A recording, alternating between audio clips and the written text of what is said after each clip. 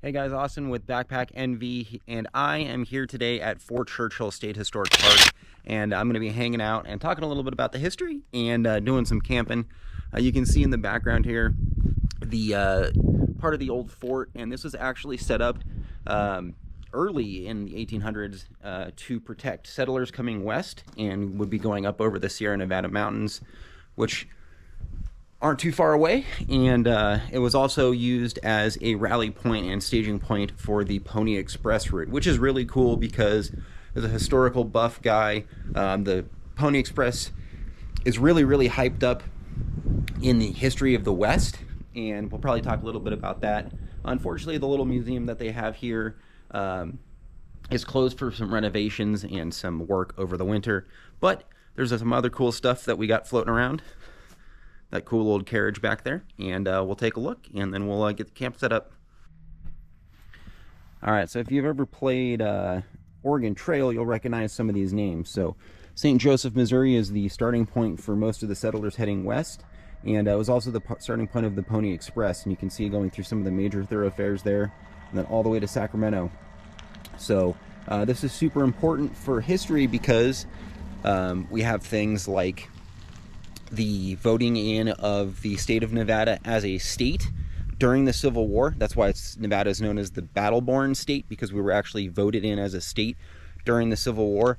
We also have news like the election of President Abraham Lincoln, and then unfortunately the assassination of President Abraham Lincoln. So all of these things were brought to you by news by the Pony Express. It was the fastest way to get news from east to west because we don't have telegraph lines all the way west yet.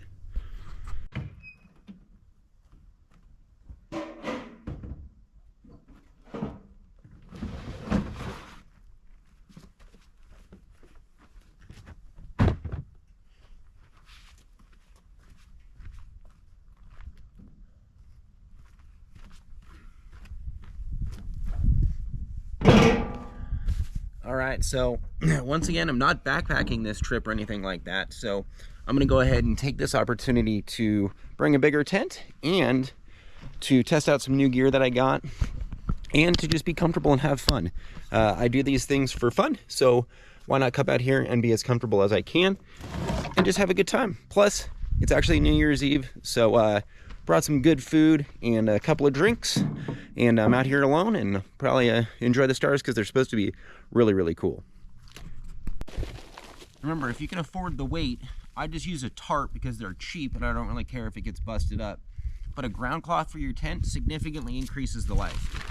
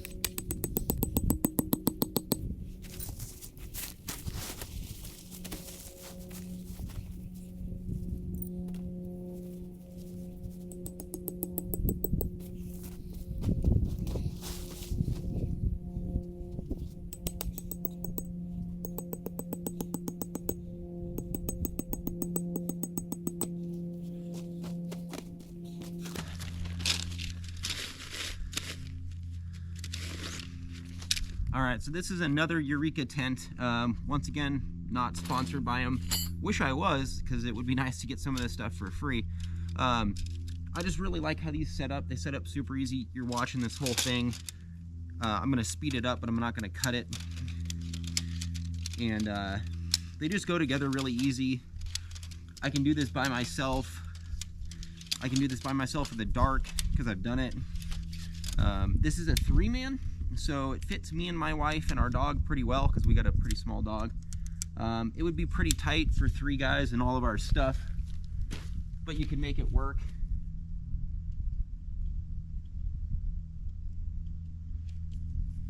And for just 1 person, this will actually fit a queen-size air mattress. I've done it. And you gotta get pretty comfy in here with all your stuff. There's plenty of room for all your gear and your pack and whatever. You wouldn't want to take this thing backpacking because it's pretty heavy, but if you're out here with your truck or a motorcycle or anything like that, you're pretty good. This thing doesn't weigh a ton, but it takes up quite a bit of space because it's got a full-length rain fly, which you'll see. But it's pretty nice. I had this one for like 5 or 6 years, and I like it. I got it on sale just like the other one, which is nice because getting things on sale helps you save money, helps you get outdoors more.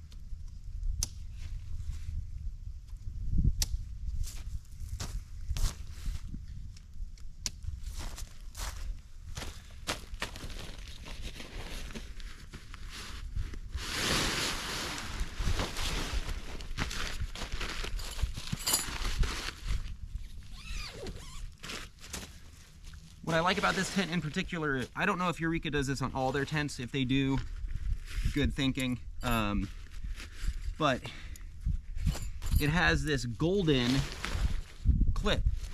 This gold clip matches up with another gold clip. And I'm sure other companies do this, but this tent in particular does, and it makes it a lot easier. Like trying to put a sheet on a mattress, you don't have to guess which side is which. You just match the gold to the gold and clip the rest of them on.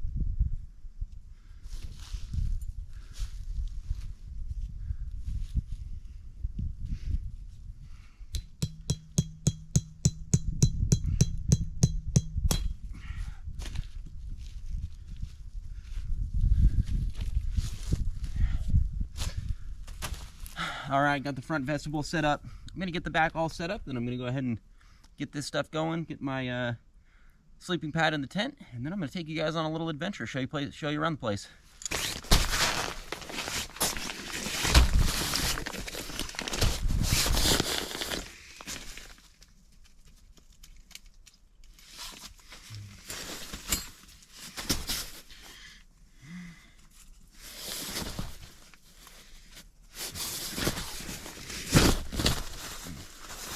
Two sleeping pads is just more comfortable.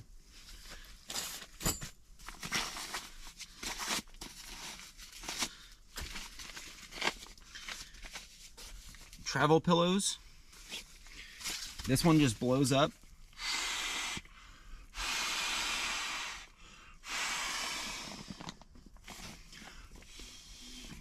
With a little one-way valve.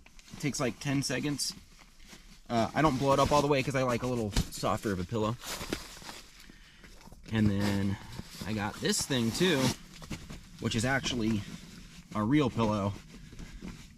Once again, takes up more space, but if I'm not backpacking, don't care too much. Then this is pretty cool. This is something I'm going to test out for cold weather. It is actually a heated pad. So this will go inside my sleeping bag. And I lay on it, and it'll attach to a battery pack, and on low it'll hold out for about 8 hours, so hopefully about as long as I sleep. And I got a nice big battery pack, so if I sleep longer, it'll last long. I just realized somewhere along the way that I I cut my finger, so it's just a little nick. It's not gonna get infected or anything, but backpacking first aid kits are like 15 or 20 bucks. They weigh essentially nothing, and for this it's just a boo-boo, but for big things, especially with your feet, keep some moleskin on you, keep some bandages, some athletic tape, and you're gonna thank yourself. I do have a pretty extensive trauma kit that I keep in my truck. That's just my personal preference. It's what I like to have, especially with some of the other hobbies that I do. You run into some traumatic stuff, so it's good to have.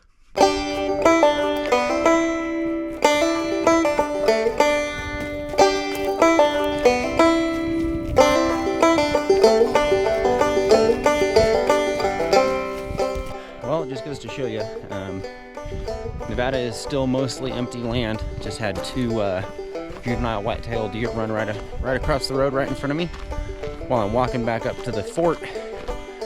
Show you guys around and see what's still left of this place.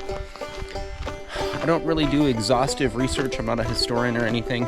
I just do this stuff for fun. So what I do know about this place, like I was saying, is it was a stopover. I was basically doing what I'm doing. So you pick up your family and decide to come west and try to strike it rich, whether you're doing it for the gold rush or you're trying to make your way out here to do anything else. And there was only so many ways you could do that. And wagon train across the west. Like I said, Oregon Trail, we all played that game when we were kids. And that's what that was. So some of the more well-known forts we know the names of: Fort Laramie, Fort Sill, Fort Carson, things like this. But the real mainstays of the trails were these little small forts that people could come to and stop and sometimes get a roof over their head or get a hot meal that wasn't cooked by them on a chuck wagon. But it was usually just a place that gathered settlers and got them in a place that was safe or safer. Some of them were manned by the U.S. Army, which, if you don't know anything about the U.S. Army's history, during that time, the movement west, the Manifest Destiny part of the United States' history, the U.S. Army was very, very small. And getting stationed out west was almost a punishment.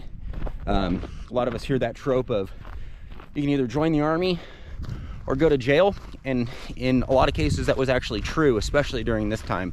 So you had a lot of not so savory characters in the U.S. Army, the U.S. military as a whole, and that's why we don't hear a lot about it.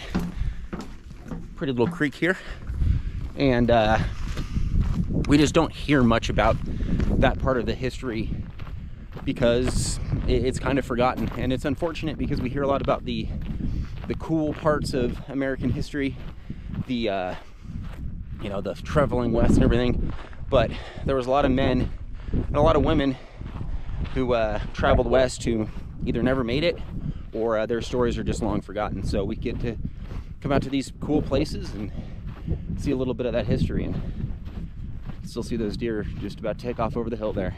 Pretty cool.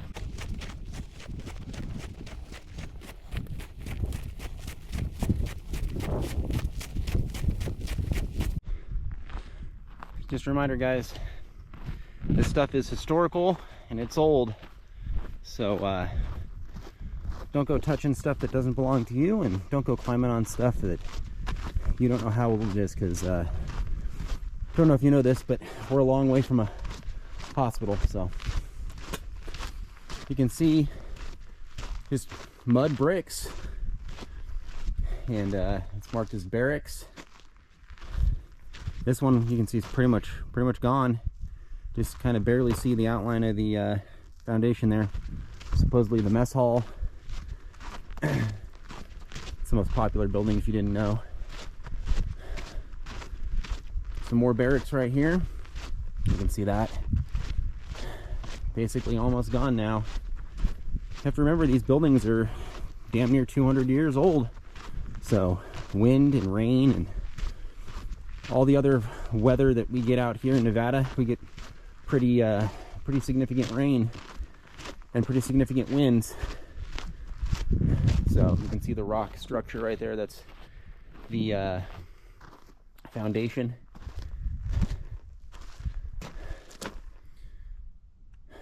Approximately 100 men were out here by October 1860.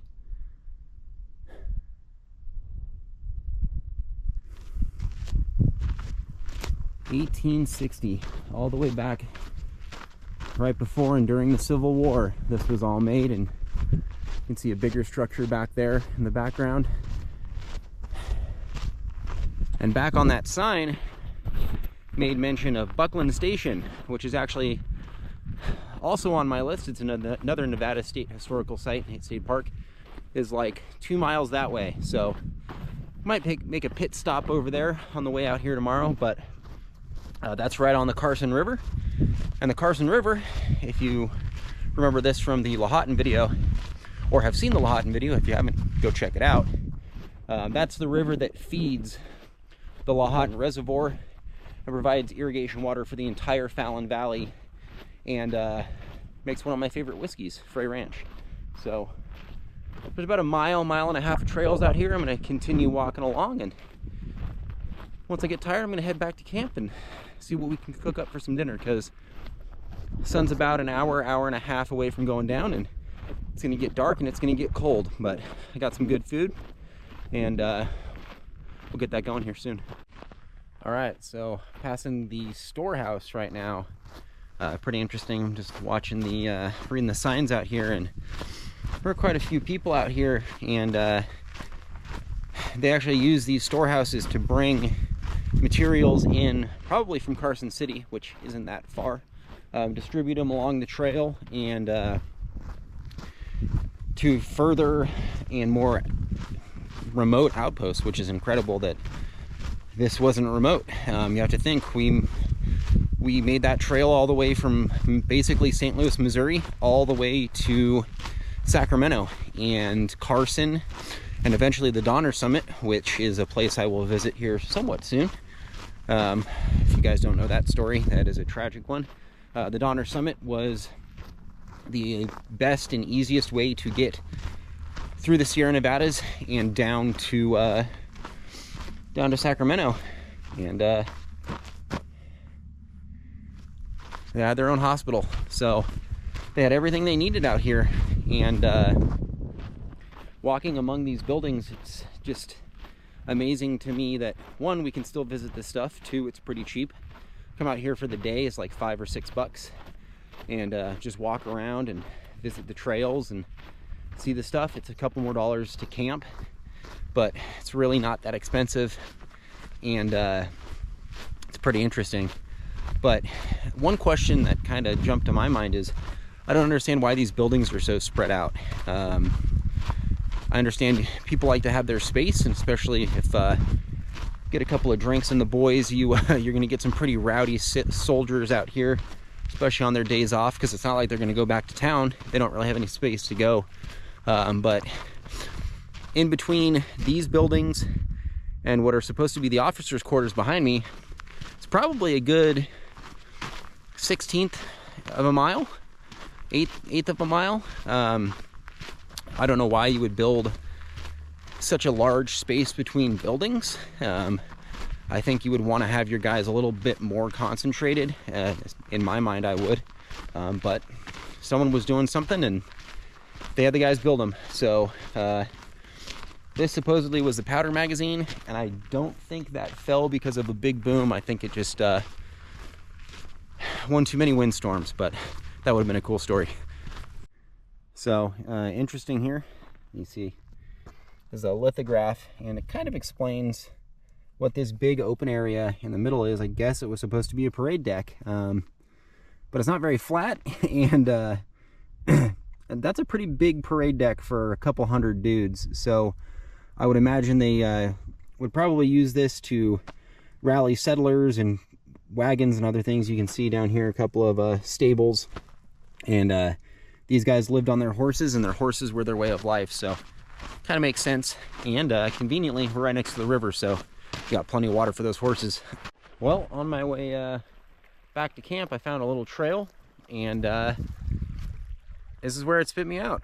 That is the Carson River, and that is the Sierra Snowpack fed river that feeds a lot of the valley down here and fills up Lahontan Reservoir and gives the Fallon Valley all of its water. And you can see behind me all the flood debris. When this thing goes, it goes pretty good, and right now we're in the middle of winter, and it's pretty low, so it's very, very nice out here right now. And probably gonna hang out here for a few minutes and take in the view, and then head back to camp. All right, MTV, come check out my crib. So let's check out the setup. It's actually pretty nice out here. Fort Churchill, it's the first time I've ever been here. I've driven through and driven past a couple times on my way to Urington, but I've never actually stopped. And this is a really, really nice campsite. It's set up pretty much like every other state campsite you've ever been to. Pull through spots, so pull through, park the truck, go ahead and set up. So you saw me set up the tent, got my sleeping bag and sleeping pad set up there.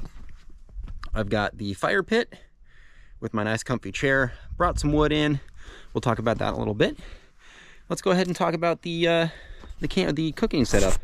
And since we have New Year's Eve, it's a little bit nicer than normal. So I've got my Blackstone. This is the 17-inch. It's really nice because it's super portable. I can just pick it up, move it. It runs off little propane canisters, and I've also got one to fill it up to normal propane canisters, which is nice.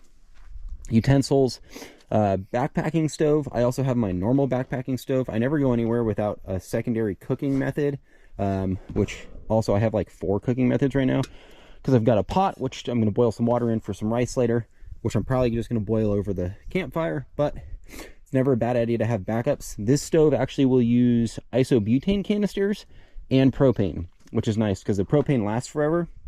Propane's cheaper, it actually burns hotter, and propane stays gaseous to lower temperatures, so I don't have to worry about it freezing. A couple of GoPro batteries, a light. This is a giant power bank, 4 batteries, my phone and everything. Have a nice tasty beverage, and I've got some cotton balls soaked in Vaseline there. Those are to start the fire. And I did just notice I'm pretty close to the Carson River. I'm going to go back on that trail I just found a minute ago. I'm going to go wet a line and do some fishing. All right. Y'all should be proud of me because this is the first time I have cast a fishing rod in probably 15 years. I'm actually a VA disabled veteran, so Nevada has some pretty cool programs for people like me, and my fishing license was like 15 or 30 bucks for the whole year. So why not get it and come out here and spend some time on a beautiful river and throw some casts and see if I can catch anything, which is probably going to be a no, but you never know.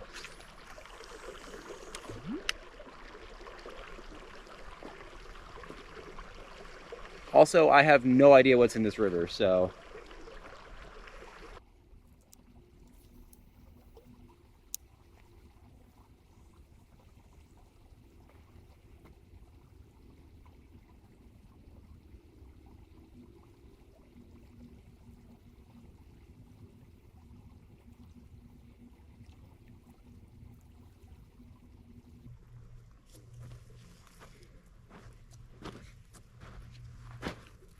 Well, not too shabby for a pretty cheap collapsible fishing rod, and for me, not having fished in like 15 years, so I don't think I got any bites, but I'm gonna learn, I'm gonna get better, and I'm gonna catch a fish. That's my new goal for 2025, is to catch a fish and bring you guys along for the ride. But I'm losing light pretty quick, so I'm gonna go ahead and pack up here and get back to camp and get the old stove fired up and get some grub going.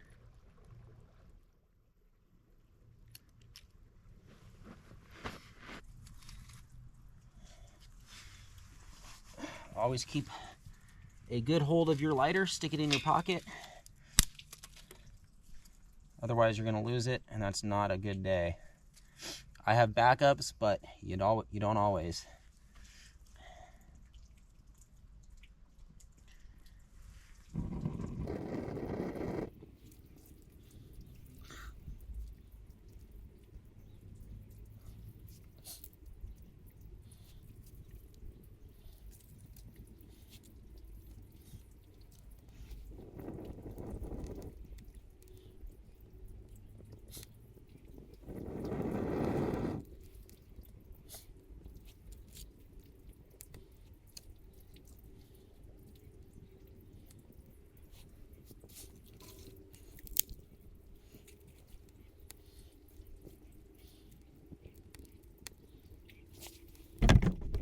All right, so getting ready to go here, and pro tip, hammocks.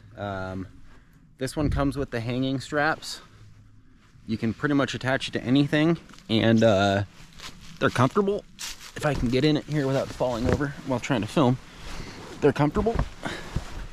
If I had a decent sleeping bag, I could sleep in this when it's relatively cold, but in hot weather, these are hard to beat. This thing weighs like 3 pounds, and if I'm in a place that's over 65, 70 degrees, hammocks are where it's at. So I think I'm gonna hang out in this thing and listen to a podcast and watch the fire go. All right, let's let her rip. The Blackstone's been heating up for a few seconds.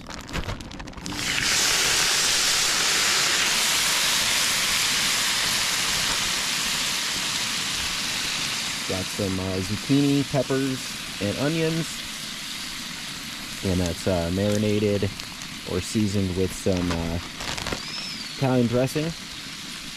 And then I've got some steak right there. I'll go ahead and throw that on here in a second. Then I'll boil up some rice. It should be a good one. All right, get some light here. So, stove on, valve on. Igniter on.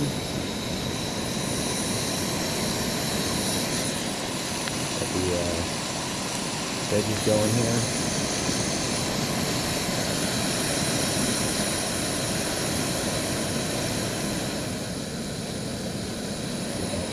Flame right where I want it.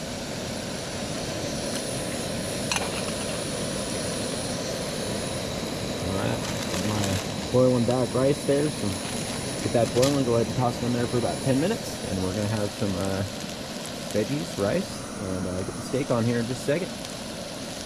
Here, it's cut up into cubes.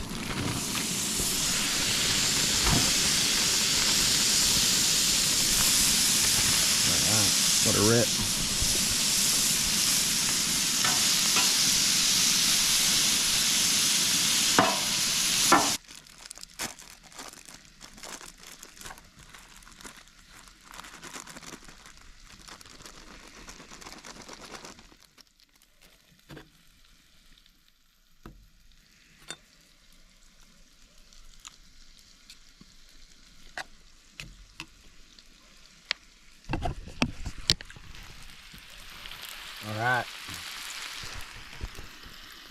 Let's get to it.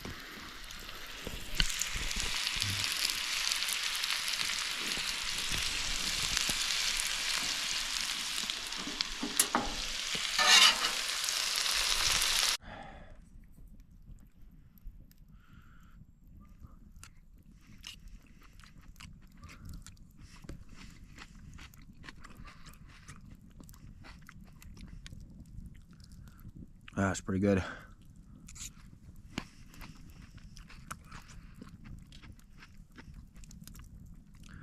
Simple, easy to prep, easy to transport, super easy to cook.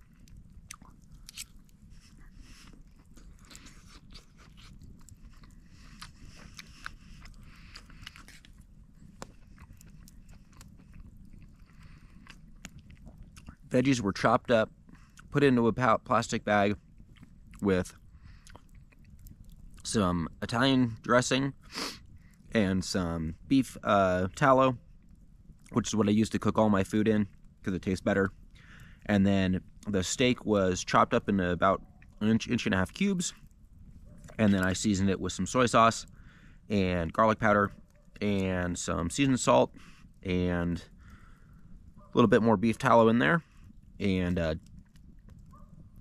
you know, mixed it around. When I was ready, dumped it on the grill, and this is good. I'm gonna go ahead and wolf this stuff down before it gets cold.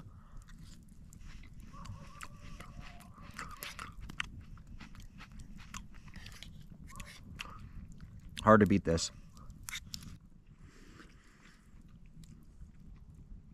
Reflect on 2024 and what we're looking at 2025, and I know I'm just starting this journey, but it's been fun already, and I'm sure 2025 is going to be interesting. All of the things I've got going on at work, I've got in my personal life. I'm gonna have a kid, which is crazy, and I'm gonna keep doing this. So thanks for joining along, thanks for watching, and I'm nice and full, so let's go ahead and enjoy some fire. I'm gonna enjoy a couple of drinks, and I probably see you guys in the morning. Alright, well, just went ahead and climbed into bed and fired up the heated pad here.